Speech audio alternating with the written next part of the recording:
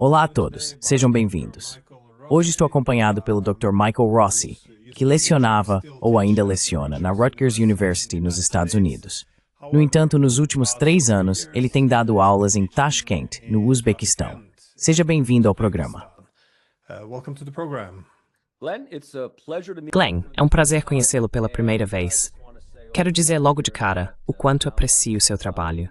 Li o seu livro Russofobia e estou realmente feliz que finalmente conseguimos nos conectar.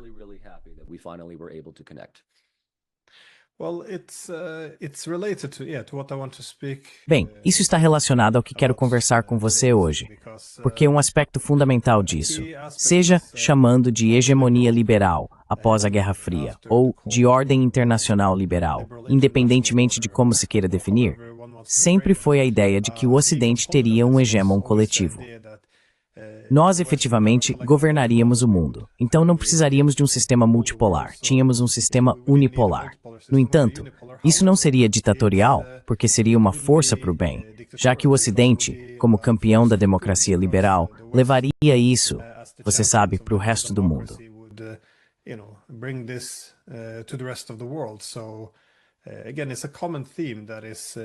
Então, novamente, é um tema comum que você precisa proteger os bons valores do, governo da maioria.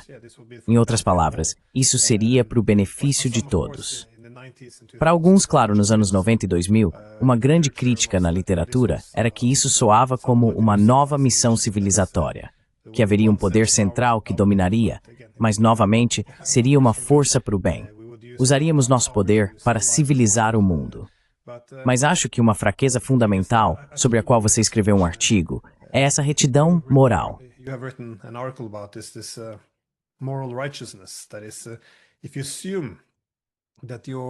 Ou seja, se você parte do princípio de que é inerentemente bom, que é uma força para o bem, e que os conflitos derivam das características internas dos estados, então temos boa governança, logo temos paz.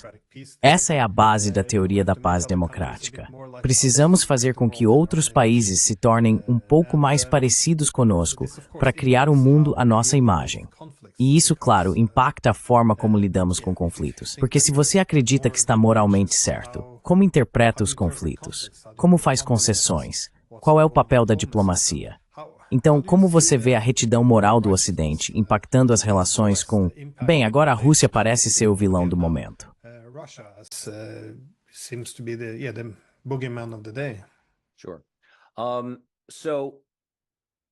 Então, como alguém que trabalha com relações internacionais há mais de 20 anos, cheguei à conclusão de que sou um construtivista convicto. Portanto, li absolutamente as obras de Alexander Vance, Ted Hopf, e entendo que a política externa é em grande parte desenhada em torno de como os Estados se percebem no mundo e como percebem os outros. E isso é algo que ajuda a explicar os limites morais, a pobreza moral do liberalismo, que tem sido criticada por muitos realistas, John Mearsheimer, mais notavelmente nos dias de hoje.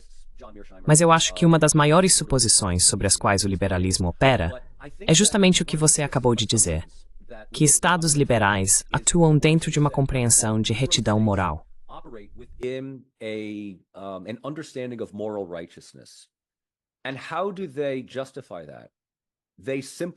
E como eles justificam isso? Eles simplesmente dizem que estão fazendo o bem maior, certo? Podem apontar para evidências empíricas, mas não têm estatísticas. No máximo, podem citar padrões passados de política externa. Os Estados Unidos frequentemente apontam para seu envolvimento na Primeira e na Segunda Guerra Mundial. Sabe, os Estados Unidos operam em uma narrativa, e é uma narrativa bastante poderosa, de que somos os mocinhos. Podemos não começar guerras, mas terminamos guerras. Terminamos guerras iniciadas por países moralmente injustos, sejam eles da extrema-direita ou da extrema-esquerda. E é uma câmara de eco que é frequentemente repetida pela mídia americana, pela educação, pela cultura pop. E isso não é necessariamente específico dos Estados Unidos. And it's not necessarily specific to the United States. It operates within the UK, Ela opera no Reino Unido. Ela opera na União Europeia. E eu acho que isso está mais evidente agora no que realmente são os remanescentes da UE, tentando manter a luta na Ucrânia após Donald Trump basicamente ter jogado a Ucrânia debaixo do ônibus. Algo que muitos de nós que estudamos isso, muitos de nós do campo realista e do campo construtivista, sabíamos que era apenas uma questão de tempo até que a Ucrânia tivesse cumprido seu papel para os interesses americanos e que eventualmente seria ou desfinanciada ou simplesmente abandonada.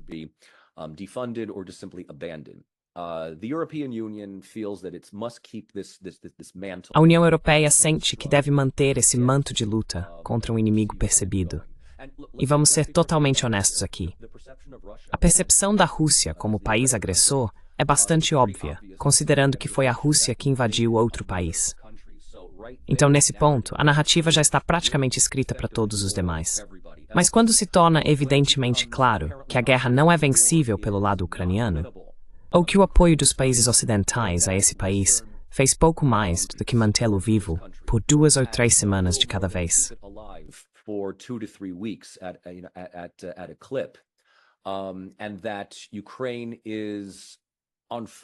E que a Ucrânia, infelizmente, está passando por mudanças políticas internas que cada vez mais lembram um Estado etnocêntrico, em vez de um Estado multiétnico e inclusivo, acaba esvaziando a narrativa dessa retidão moral liberal, especialmente quando esses mesmos países fecham os olhos e ouvidos para outros crimes contra a humanidade acontecendo ao redor do mundo, principalmente na faixa de Gaza. Vou ser direto. Estamos basicamente falando do caso mais descarado de genocídio patrocinado pelo Estado desde a Segunda Guerra Mundial. E esses mesmos países liberais, que afirmam defender a Ucrânia a qualquer custo, estão fazendo de tudo para impedir qualquer crítica aberta ou protesto contra o Estado de Israel. Então, meu ponto aqui é simplesmente observar que basta uma análise empírica dos estados que operam a partir da perspectiva liberal para perceber que a narrativa soa bonita.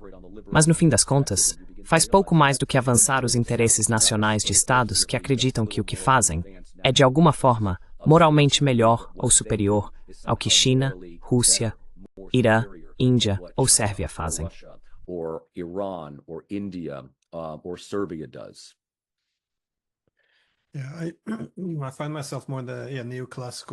Sim, eu me identifico mais com a vertente do realismo neoclássico, na qual você sabe a distribuição internacional de poder e a formulação ou tomada de decisões de política externa.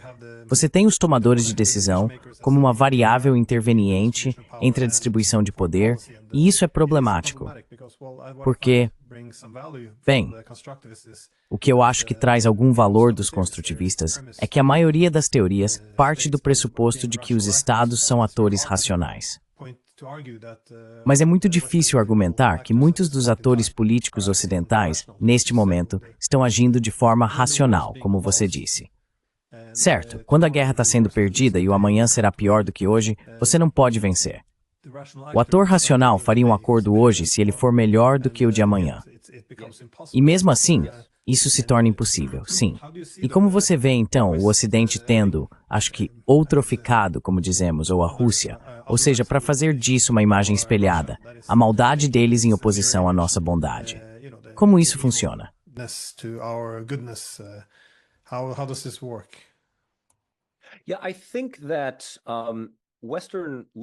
Sim, eu acho que o liberalismo ocidental, começando realmente, digamos, no início, a meados do século XIX, e certamente culminando no pós-Segunda Guerra Mundial, na Guerra Fria e no período pós-Guerra Fria, enxerga o mundo de uma forma muito binária, nós contra eles. O lado liberalista vê nós como a coalizão de, como já dissemos, atores moralmente justos, intelectualmente superiores e racionais contra o outro coletivo, o Ocidente contra o resto. Existe uma vertente muito clara de orientalismo nisso. E seja em relação à Rússia, ao Iraque, à Sérvia, à China ou à Venezuela, o entendimento é que esses países, quem quer que sejam, e não necessariamente ligados a uma área geográfica específica,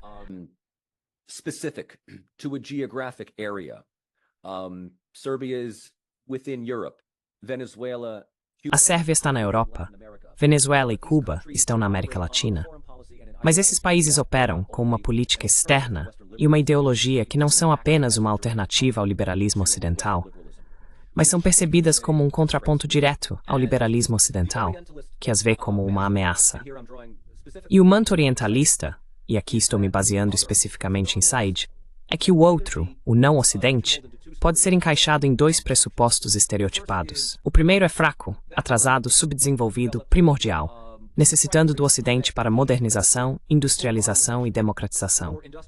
Assim, esses países, incluindo a Rússia, podem se juntar à coalizão de estados liberais ocidentais, mas não como iguais, e sim como candidatos ou suplicantes. Veja bem.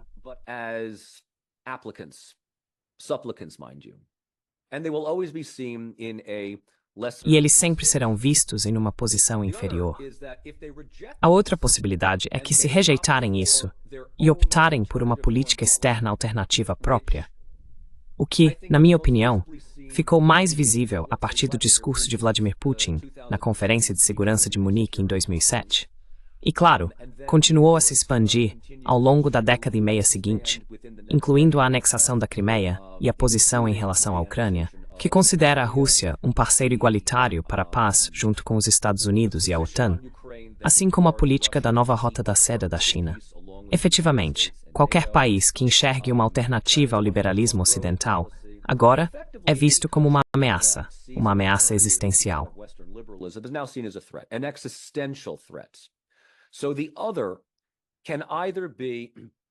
Assim, o outro pode ser visto ou como fraco, dependente e totalmente à mercê do Ocidente, ou como uma ameaça fundamental à civilização ocidental nesse caso. E o que quero concluir é que a suposição da mentalidade liberalista é que, ao colocar a política externa em um compromisso com uma região ou um Estado, seja a Ucrânia, a Geórgia, a Moldávia, ou apoiando a soberania territorial disputada de Kosovo, ou o Estado de Israel contra a Palestina, o liberalismo prende o país a esse compromisso, tornando extremamente custoso se desviar dele. Porque isso faz parecer que o Estado em questão está agora voltando atrás em sua palavra. E tudo aquilo que queria que você soubesse, que era absolutamente convicto, suas convicções em relação a esse Estado, agora são efetivamente mentiras.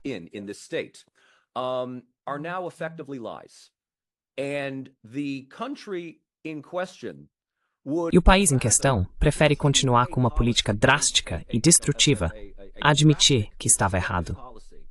E embora eu não seja fã da política externa de Trump, não sou fã de Trump como presidente, acho que um dos maiores pecados que ele cometeu aos olhos dos liberais ocidentais, não só das elites políticas, mas também da mídia, desse complexo midiático industrial que cria essas narrativas, é que ele traiu a Ucrânia, traiu o Ocidente e traiu o compromisso dos Estados Unidos de ajudar países ao redor do mundo que buscam nossa ajuda.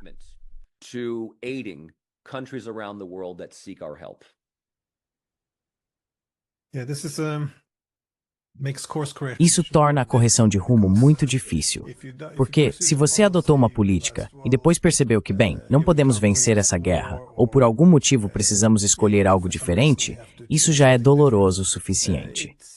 Mas se você já criou um consenso em torno dessa política, com base no fato de ela ser, como você disse, moralmente justa, de que é boa, e em outras palavras, de que as alternativas são simplesmente ruins, mas, e uma traição desses valores sagrados que deveríamos prezar, acima de tudo, é muito difícil realmente voltar atrás e dizer, bem, cometemos um erro.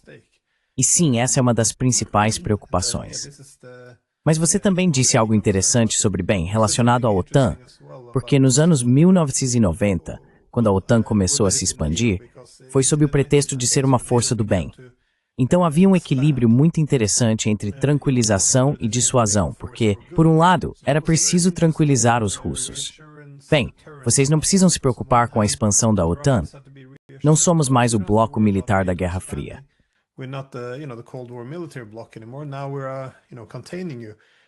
Agora estamos te contendo. Agora somos uma comunidade liberal democrática. Então você deveria ficar feliz que estamos chegando às suas fronteiras, porque vamos trazer uma região de paz e estabilidade. Então não se preocupe com isso. Se você rejeitar isso, significa que você rejeita a democracia e a própria civilização. o que significa que você é uma ameaça. E vamos ter que voltar ao nosso objetivo original, nossa missão de te conter. Então, você tem essas mensagens conflitantes, que vamos te dissuadir, mas também tranquilizar. E bem, efetivamente, a mensagem para os russos era, sabe, faça o que fizer, aceite isso ou resista.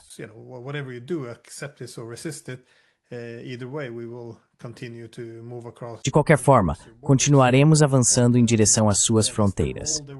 E acho que o papel que lhes foi dado era, sabe, você pode aceitar esse papel de estudante civilizacional. Olhe para nós em busca de liderança. Não vamos lhe dar um assento à mesa.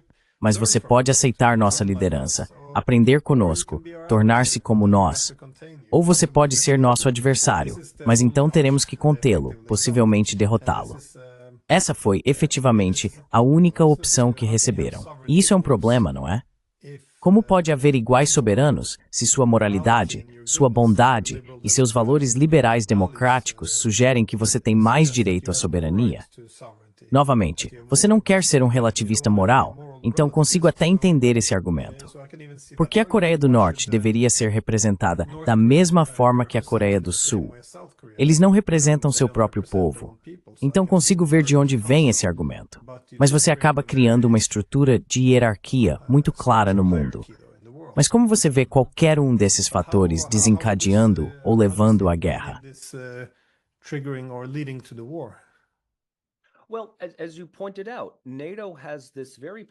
Bem, como você apontou, a OTAN tem essa lógica muito paradoxal ao se expandir cada vez mais. Eles gostam de usar a palavra ampliar, outros dizem expandir. Ok, tudo bem. O maior problema com a narrativa da OTAN é que eles não levaram em conta a percepção de mais ninguém. E perceber a OTAN como qualquer coisa além dessa força em expansão para o bem já é um problema de quem percebe, certo? Então a OTAN ia se expandir. A OTAN ia incorporar os Bálticos. Eles iam pegar praticamente todos os países do Pacto de Varsóvia. Iam avançar até as fronteiras da Rússia. E na cúpula de Bucareste, em 2008, também disseram que Geórgia, Moldávia e Ucrânia também têm um possível futuro na OTAN, caso esses países queiram.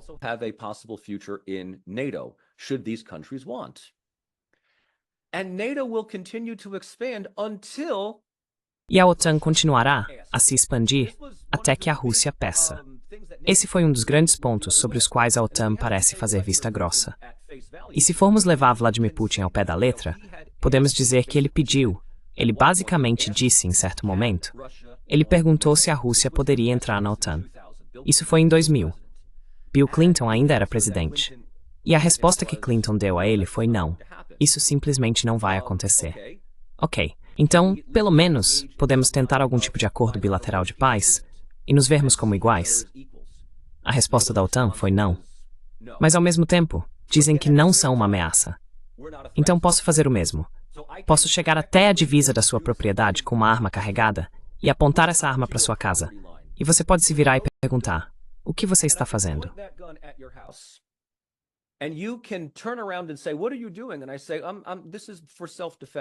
E eu digo, isso é para autodefesa. Não se preocupe. Não vou ser agressivo. Mas se você me perceber parado, nem mesmo na sua linha de propriedade, mas na sua garagem, com uma arma carregada, se você me perceber como uma ameaça, bem, esse é o seu problema. E você me percebendo como uma ameaça, significa que eu vou te perceber como uma ameaça. A OTAN basicamente cria seu próprio dilema de segurança e depois age espantada quando países como Rússia, Sérvia ou Irã veem a OTAN como qualquer coisa além de uma ameaça.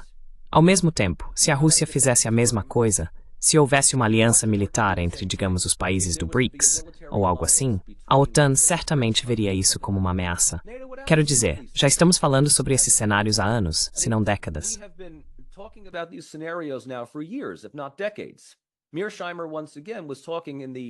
Mearsheimer, mais uma vez, falava nos anos 90 sobre dissolver a OTAN, porque a OTAN já havia cumprido seu papel. A OTAN teve sucesso em seu objetivo principal, que era ser uma força de segurança coletiva contra a Aliança Soviética, o Pacto de Varsóvia.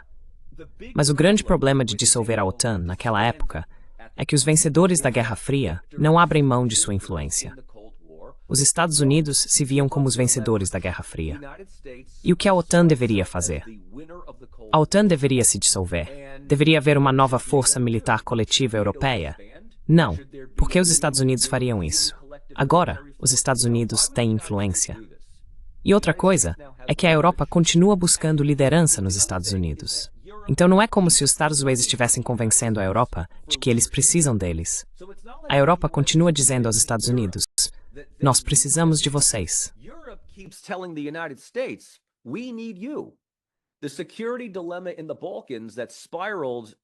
O dilema de segurança nos Balcãs, que se agravou após o colapso da Iugoslávia, os Estados Unidos disseram primeiro sob Bush pai e depois sob Clinton. Esse é o problema de vocês, Europa. Essa é a chamada hora da Europa. É responsabilidade de vocês mitigar esse conflito e encontrar uma solução para ele. E isso não aconteceu. Então os Estados Unidos intervieram, primeiro na Bósnia e depois 4 ou 5 anos depois, em Kosovo. Assim, a OTAN parece continuar legitimando sua existência sob a liderança dos Estados Unidos, porque os países europeus que fazem parte da OTAN estão mais do que satisfeitos em permanecer como caronas. E só recentemente, desde a segunda posse de Trump, que a Europa está tendo um alerta de que talvez os Estados Unidos, A, não sejam o líder que pensávamos que seriam, e B, o que é ainda mais interessante, que os Estados Unidos podem ser mais um passivo do que um ativo para a nossa parceria transatlântica.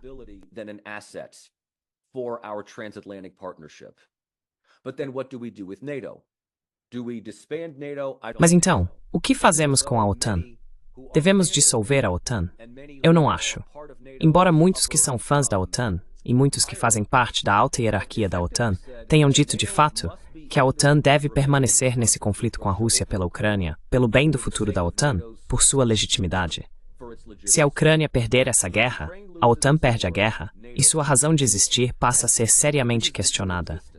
E esse é, no fim das contas, o problema novamente com o liberalismo.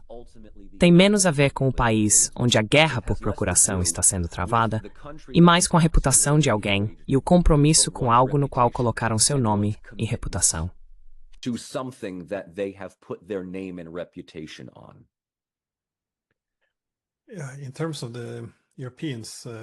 Em termos de os europeus conquistarem alguma autonomia em relação aos Estados Unidos, acho que as guerras nos Balcãs Ocidentais são um bom exemplo.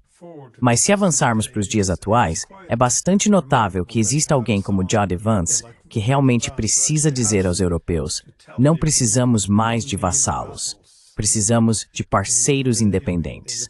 Ou seja, os Estados Unidos estão pedindo aos europeus que deixem de ser vassalos dos Estados Unidos. É realmente notável que esses discursos estejam sendo feitos. Quero dizer, sei que se algumas pessoas tivessem chamado os europeus de vassalos antes, alguns talvez teriam respondido sim, isso é propaganda, ou algo assim. Mas agora os próprios americanos estão nos dizendo diretamente que vocês são vassalos e que deveriam se sustentar sozinhos.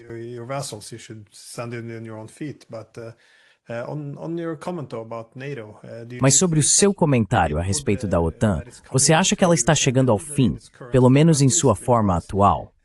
Porque, especialmente na mídia alemã, ultimamente, tem surgido alguns relatos de que se perdermos a guerra na Ucrânia, aparentemente agora nós, até recentemente não éramos participantes, mas há muitas mensagens contraditórias aqui. Mas se perdermos a guerra na Ucrânia, então a OTAN acabou. Está morta. Como você entende isso? Isso é por causa da ideia hegemônica de que a OTAN sempre tem a palavra final.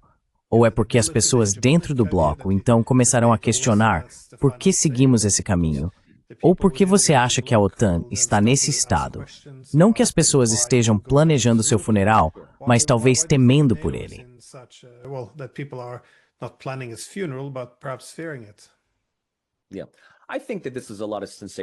Sim, eu acho que isso é muito sensacionalismo. Estados que são ideologicamente comprometidos com algo e depois abandonam isso anos depois sobrevivem. Os Estados Unidos abandonaram o Iraque, abandonamos o Afeganistão, abandonamos o Vietnã. Ainda estamos aqui.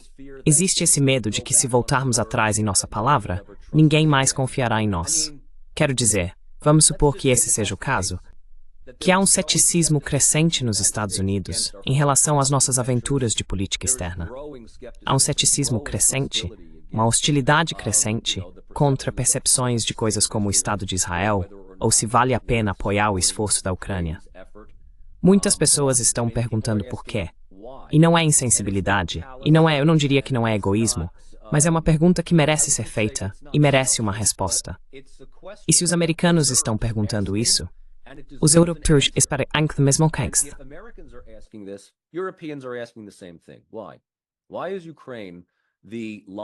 Porque a Ucrânia é a linha que não podemos cruzar. Porque a Ucrânia é o limiar entre a civilização e a barbárie. A OTAN se expandiu novamente desde o início da guerra, com a inclusão da Suécia e da Finlândia, dois estados anteriormente neutros. E se eu fosse o Zelensky neste momento, e tenho certeza de que ele já perguntou isso, seria como: por que vocês estão dando adesão à Suécia e à Finlândia, quando somos nós que mais precisamos disso? E a resposta da OTAN para o Zelensky é: você pode entrar na OTAN quando derrotar a Rússia no campo de batalha. Assim que ouvi isso, se eu fosse o Zelensky, teria imediatamente pedido um cessar-fogo, porque saberia que estava sendo manipulado. Se a Ucrânia pode derrotar a Rússia no campo de batalha, o que não pode, mas vamos supor que consiga, por que precisaria da OTAN? Acho que o objetivo final da OTAN é usar a Ucrânia como uma forma de unificar o continente europeu.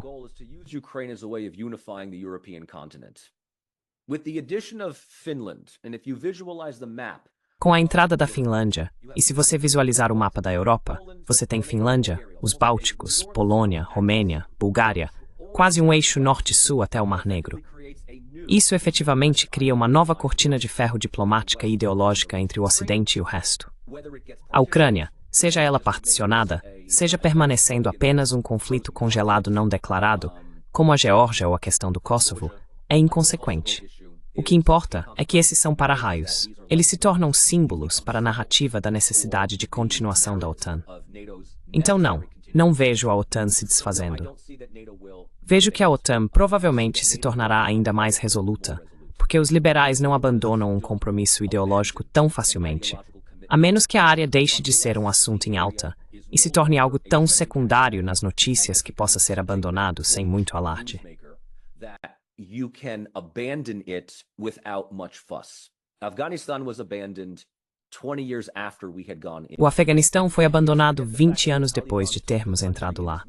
E sim, esqueça o fato de que o Talibã tomou o país em tantos dias, quanto os Estados Unidos ocuparam o país em anos.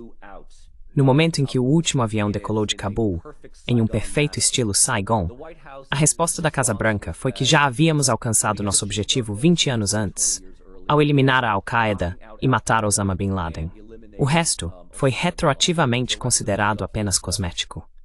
Pode-se facilmente dizer o mesmo sobre a Ucrânia.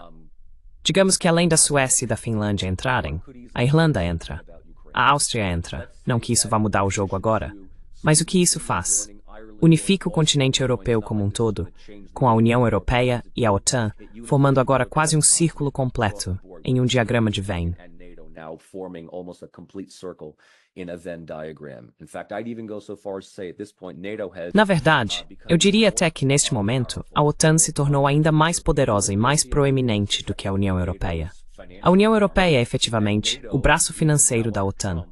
E a OTAN, mesmo agora sob Trump, tornou-se pouco mais do que o apêndice militar dos Estados Unidos. Se o mandato de Trump terminar após 4 anos, seu sucessor não for eleito, e voltarmos a algum tipo de democrata, à la Reagan, ou algo assim, eu garanto que a retomada da aliança transatlântica, o reengajamento com a existência da OTAN neste planeta, será 10 vezes mais resoluto. Sabe, Trump foi pouco mais do que um soluço, um obstáculo temporário, no que é, em última análise, o prêmio maior. E acho que é isso que os liberais certamente estão observando.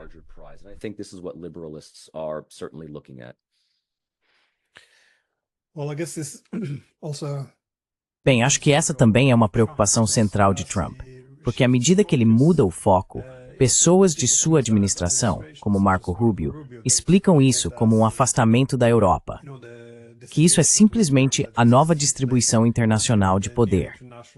Ou seja, quantos centros de poder os Estados Unidos precisam priorizar.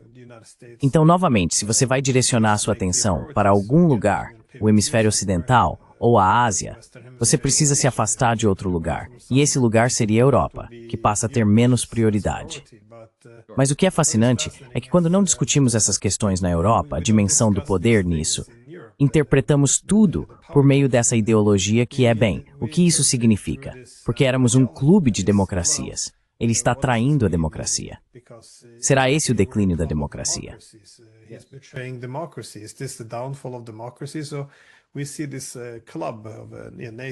Então vemos esse clube da OTAN e o Ocidente político como se a solidariedade fosse necessária para sustentar a própria democracia. Assim, qualquer um que desafie efetivamente a coesão da OTAN, desafia a própria democracia.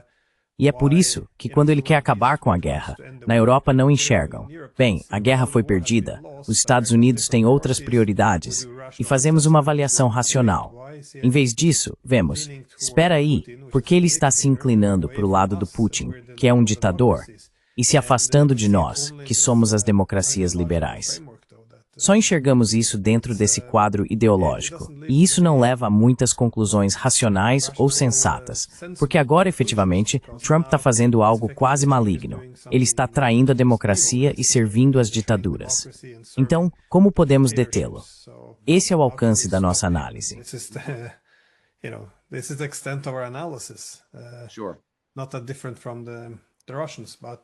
Claro. Não é tão diferente dos russos. Mas em termos de resolver o conflito, até que ponto você vê essa ideologia pesada como problemática? Porque veja, estamos no meio de um esforço de mediação, como percebemos. O que acho notável na recente investida do Kellogg, assim como de muitos de seus colegas, é que ele não parece reconhecer a OTAN e os Estados Unidos como participantes.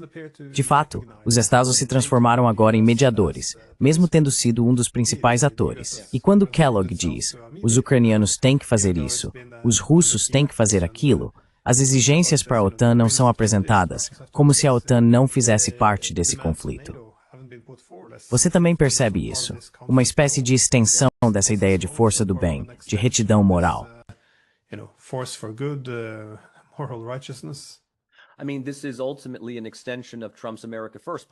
Quero dizer, isso é, em última análise, uma extensão da política America First do Trump. Trump não gosta de aliados e parceiros. Ele não gosta de trazer outros para um diálogo coletivo. Ele prefere o diálogo individual. Essa é a simplicidade da visão unilateral de Trump sobre o mundo. Ele se vê como alguém que, como um empresário, pode sentar com Putin, Xi Jinping, Erdogan, Modi ou quem quer que seja, e em algumas horas fechar um acordo. A Europa, na visão dele, é irrelevante. Quer dizer, ele deixou isso mais do que claro. A Europa é irrelevante. He's made it abundantly clear. Europe is inconsequential. And NATO is... E a OTAN é? É difícil dizer qual é a opinião de Trump sobre a OTAN, mas é muito fácil para nós entendermos que, para Trump, a Ucrânia é a guerra de Biden. A Ucrânia é a guerra do Partido Democrata. E por isso, ele tem pouco interesse nesse conflito. Ele adoraria acabar com a guerra para poder receber o crédito de pacificador, não o Partido Democrata, não o campo de Biden, Obama, neoliberal, que quer continuar a guerra com a esperança de que mais um grupo de sanções, mais uma contraofensiva, vai romper as linhas defensivas russas. E se todos nós nos unirmos e trabalharmos duro, Zelensky poderá fazer seu discurso de vitória na Crimeia em um ano. Quero dizer, infelizmente, isso é um sonho tolo neste momento. This is a fool's dream at this point, unfortunately. And this is not to take any side, whether you're on the pro-Russian... E isso não é para tomar partido, seja do lado pró-Rússia ou pró-Ucrânia. Quero dizer, já está feito. O lado ucraniano foi completamente desmoralizado. O lado russo provou ser bastante resiliente. Então, quando, não tanto a OTAN, mas a Europa, a UE, Macron, Starmer e agora Metsola, Meloni, todos eles estão dizendo, nós também merecemos uma voz na mesa. A resposta do Trump é, não, vocês não merecem. O que vocês fizeram? E isso, na verdade, favorece bastante a Rússia, porque Lavrov foi questionado sobre isso há 1 ou 2 meses. Eu tenho esse vídeo no meu canal do YouTube em que ele foi perguntado em uma coletiva de imprensa: você está chateado que a Europa não está sendo envolvida nas negociações de paz?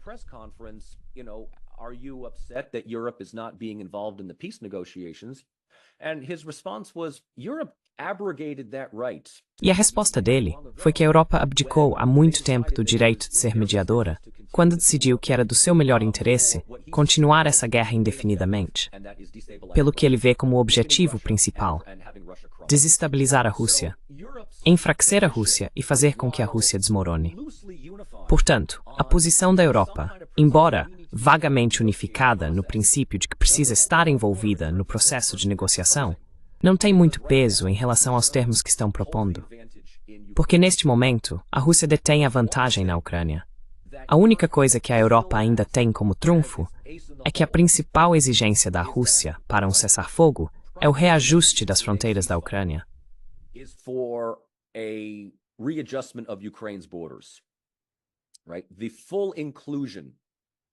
A inclusão total de 4 regiões mais a Crimeia desafia completamente, e nega a ordem internacional do pós-guerra, na qual as fronteiras são sagradas.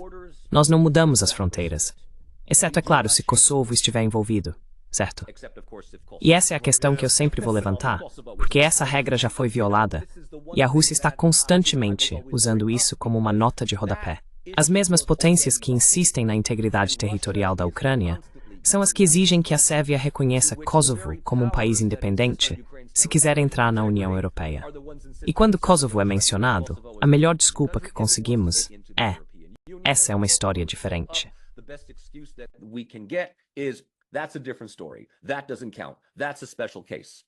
Isso não conta.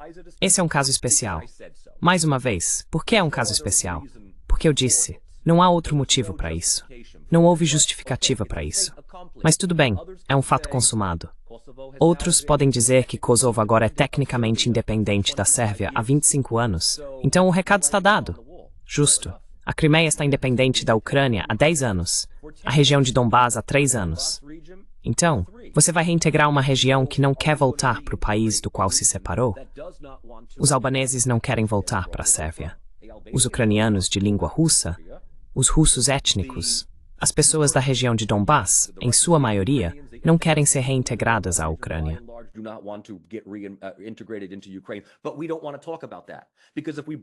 Mas não queremos falar sobre isso, porque se trouxermos esse assunto à tona, toda a questão das fronteiras dos Estados entra em debate. Então eu entendo a hesitação da Europa em se envolver no que Trump quer, que é, neste momento, dar a Putin tudo o que ele deseja, dar a Crimeia, dar as regiões orientais, deixar Trump ficar com o que restar da Ucrânia e simplesmente explorá-la. Colocar o resto do país à venda no eBay para ser explorado. Isso é efetivamente a morte de um país, é o fim da soberania de uma nação. E a Europa simplesmente não vai permitir que isso aconteça, não sob sua vigilância. E certamente não querem que isso aconteça enquanto percebem que estavam de mãos atadas e não podiam fazer nada.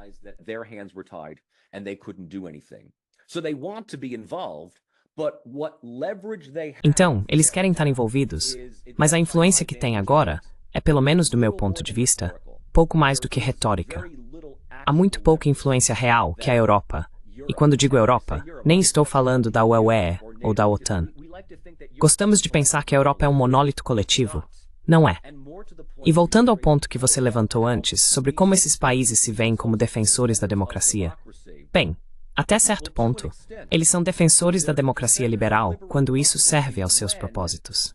E em outras situações, quando parece que o favorito nas eleições, como na corrida presidencial na Romênia, parece estar prestes a eleger mais uma pessoa no estilo Orbán ou Fico, eles ficarão absolutamente felizes em apoiar o Tribunal Constitucional da Romênia, anulando as eleições.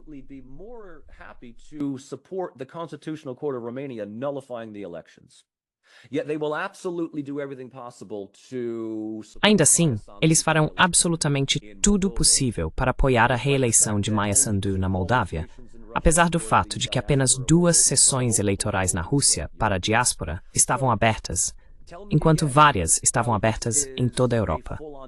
Então, me diga de novo como isso é uma defesa total da democracia liberal. Se você assina e lê The Atlantic, se você assina o The New York Times e lê a seção de artigos de opinião, ou se você realmente leva o The Washington Post ao pé da letra, você vai acreditar nessas coisas. Mas é um clube muito exclusivo de indivíduos que ainda se beneficiam desse sistema. O resto de nós, seja na direita populista ou na esquerda marxista coletiva, como eu, cética, vê a retórica que vem da Europa, da OTAN, da América do Norte, dos resquícios do neoliberalismo americano, do Partido Democrata e afins, como palavras vazias, que são muito difíceis de levar a sério. Empty words that are very difficult to take seriously. O comentário de Sergei Lavrov, porém, algo semelhante foi dito pelo próprio Macron. Em 2022, ele realmente tentou ver se conseguia iniciar um diálogo com Putin, e os outros europeus tentavam contê-lo, fazê-lo seguir a linha, porque os europeus deveriam boicotar a diplomacia para isolar a Rússia. Não fale com Putin. Essa era a ideia. E naquele momento, Macron chegou a alertar os outros europeus de que se não se engajassem diplomaticamente com os russos, em algum momento haveria potências não europeias negociando uma paz europeia. Ele realmente previu parte disso.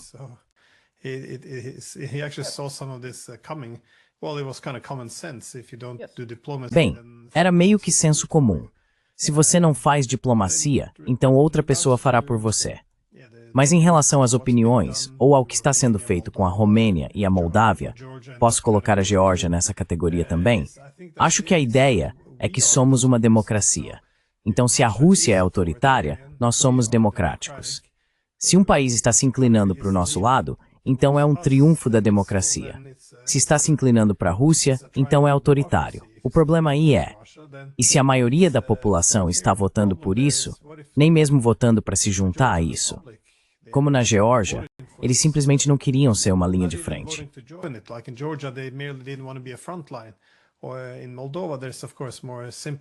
Ou na Moldávia, há claro mais simpatia de uma grande parte da população.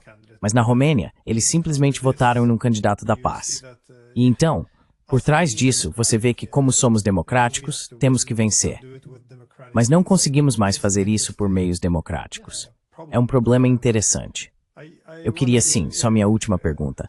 Quais você vê como as principais ou mais prejudiciais narrativas nesta guerra? Sei que há várias, mas quais realmente nos prendem e tornam impossível? Quais nos trancam no caminho destrutivo do que nós não conseguimos sair?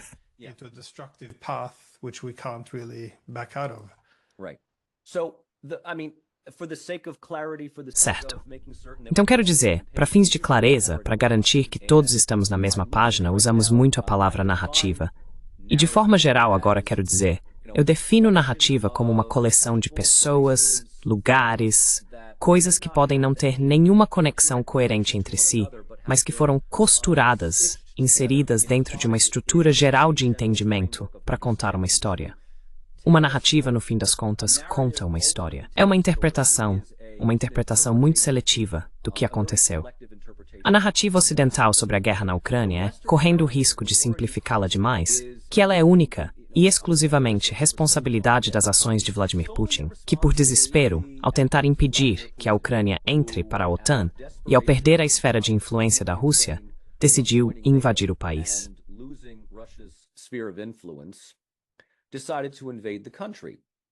Now, what the narrative avoids is... O que a narrativa evita são os 8 anos desde os protestos do Euromaidan. Se você quer chamar de protesto, revolução ou golpe, depende do que está focando.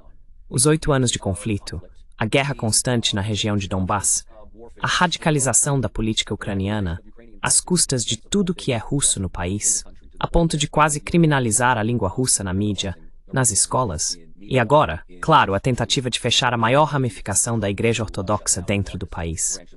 Essas coisas são deixadas de fora. Essas narrativas são omitidas porque são inconvenientes para a narrativa ocidental de nós contra eles. Isso não dá justificativa para a Rússia fazer o que fez, mas no mínimo nos dá um entendimento de por que a Rússia fez o que fez.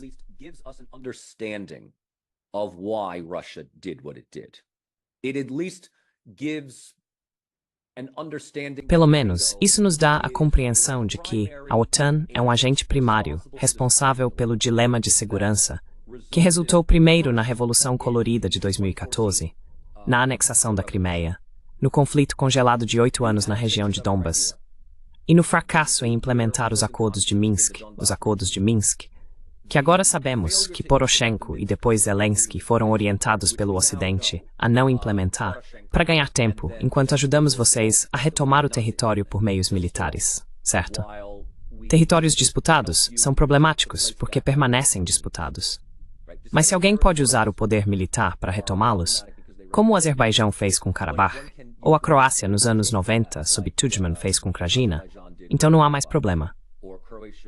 Isso foi percebido pela Rússia, que em uma tentativa desesperada de encontrar uma solução, Putin procurou autoridades da OTAN e Biden no final de 2020, se não me engano.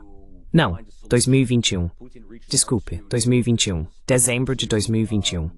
Todos os esforços para encontrar uma solução foram rejeitados. Late 2020, if I'm not mistaken. No, 2021. I'm sorry, 2021. December 2021. All efforts at finding a solution were rebuffed. Now, again, does that justify invading another country and annexing territory? No. Agora, novamente, isso justifica invadir outro país e anexar território? Não. Mas isso coloca a história, isso coloca o cenário, sob uma luz diferente daquela narrativa que foi construída. Com certeza. Então, a parte mais perigosa dessas narrativas é omitir informações vitais, que, se incluídas, colocariam em dúvida nossa retidão moral nesta guerra. E acho que esse é o motivo principal. O liberalismo, mais do que qualquer outro ismo, tenta encontrar uma narrativa para justificar o que os estados liberalistas fazem, para diferenciá-los do que os estados não liberalistas fariam. A intervenção de um estado liberalista é necessária contra as forças do mal. Quando a China faz isso, quando a Rússia faz isso, quando Turquia, você entendeu? Isso é pura política de poder. Isso é império. Quando nós fazemos, temos um propósito mais nobre. O problema é que nunca alcançamos esse propósito. O problema é que nunca atingimos esses objetivos. The problem is that we never reach those goals.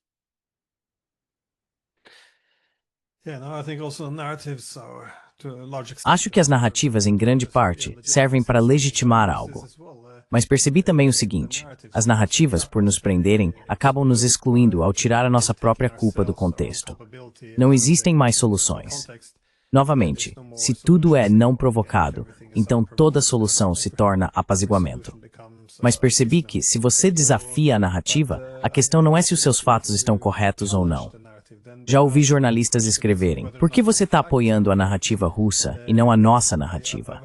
Ou seja, eles não se importam com os fatos por trás disso. Porque o que você está dizendo, os fatos que você apresenta, se alinham mais com a narrativa russa. Isso significa que você está tentando dar legitimidade a eles.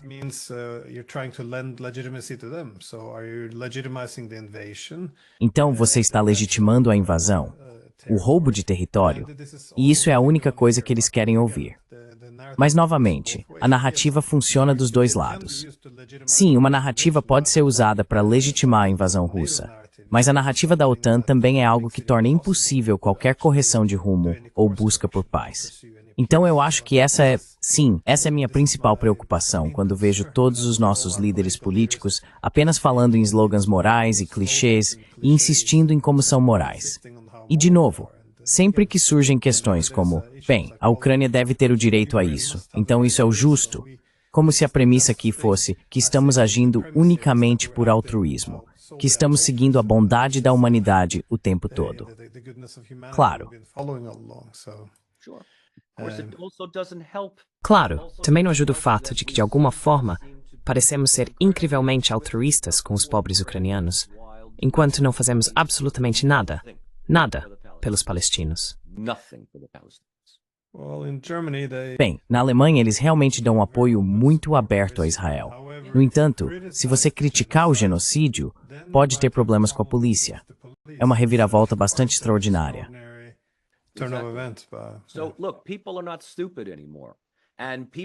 Olha, as pessoas não são mais ingênuas. Elas conseguem encontrar, não necessariamente contra-narrativas, mas evidências para desmentir as narrativas predominantes, por meio das redes sociais, do Telegram, TikTok, Instagram ou podcasts. Esses são outros elementos aos quais as pessoas estão recorrendo cada vez mais. E não, só porque eu tenho uma conta no Telegram, não significa que eu aderi à narrativa russa. Mas o que isso faz é expor a verdadeira transparência. Os reais problemas que essas narrativas liberais, vistas como inquestionáveis no Ocidente, acabam tendo. E você está absolutamente certo. Qualquer tipo de crítica vai ser simplesmente rotulada como: ah, então você apoia o outro lado?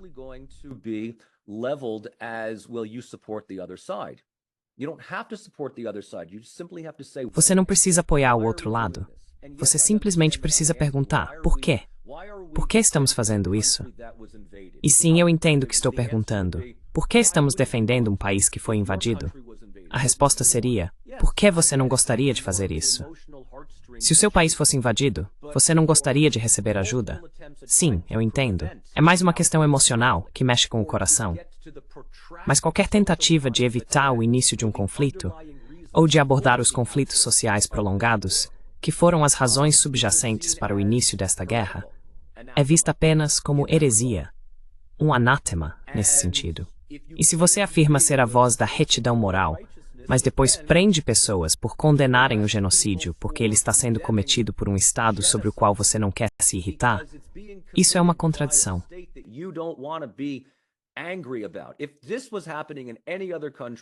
Se isso estivesse acontecendo em qualquer outro país, garanto que a União Europeia estaria completamente revoltada com isso. Completamente revoltada, certo?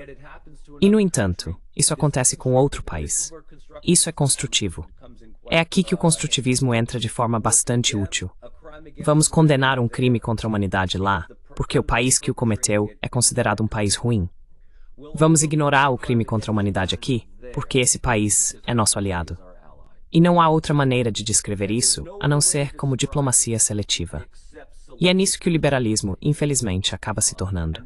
E não é preciso ser um realista que apoia Mearsheimer para que isso aconteça. Embora eu me veja concordando com Mearsheimer em cerca de 80% das vezes, de qualquer forma.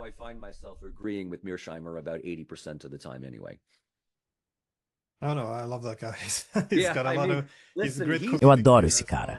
Ele também é um grande comunicador. Ele previu a guerra na Ucrânia. E é por isso que quando as pessoas agora dizem, bem, é imoral você argumentar dessa forma, porque parece que você está legitimando a posição russa. Mas na minha opinião, ele claramente se colocou na linha de fogo ao argumentar, desde 2014, que o que estamos fazendo aqui é destruir a Ucrânia. E novamente, se você ameaçar empurrar a OTAN para dentro da Ucrânia, a Rússia vai destruir a Ucrânia. É simples assim. Isso não significa que você apoie isso.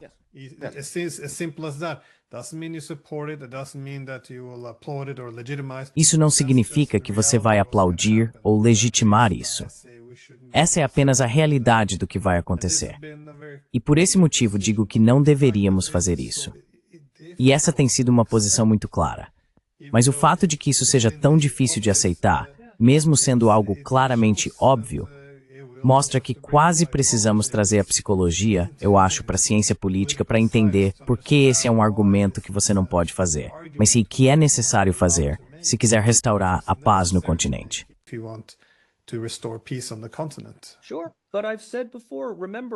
Claro, mas eu já disse antes, lembra de uns 15, 20 anos atrás, quando estávamos absolutamente comprometidos com o Iraque, certo? Toda a questão do George W. Bush era que qualquer crítica ao nosso envolvimento no Iraque, ele respondia, você não quer que essas pessoas tenham liberdade? Você não quer que essas pessoas tenham democracia? Quero dizer, estávamos tão ligados ao Iraque que, neste momento, não poderíamos nos importar menos com o Iraque. Em algum momento, simplesmente nos cansamos disso, e é exatamente o que vamos fazer com a Ucrânia.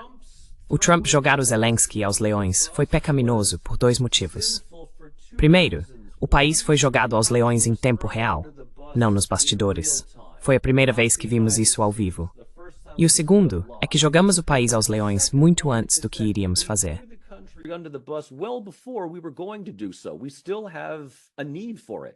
Ainda precisamos disso. Todo modo de Trump lavar as mãos da questão da Ucrânia e fazer um acordo com a Rússia ainda é visto por muitos como uma traição.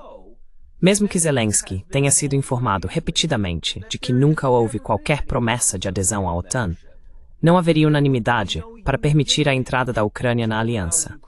E isso não é apenas do ponto de vista húngaro ou eslovaco, é também do ponto de vista alemão ou francês. Eles não vão deixar a Ucrânia entrar. Simplesmente não vai acontecer. E mesmo assim, eles continuam tentando. Se de primeira não conseguir, bata a cabeça na parede até que ou seu crânio ou a parede quebrem.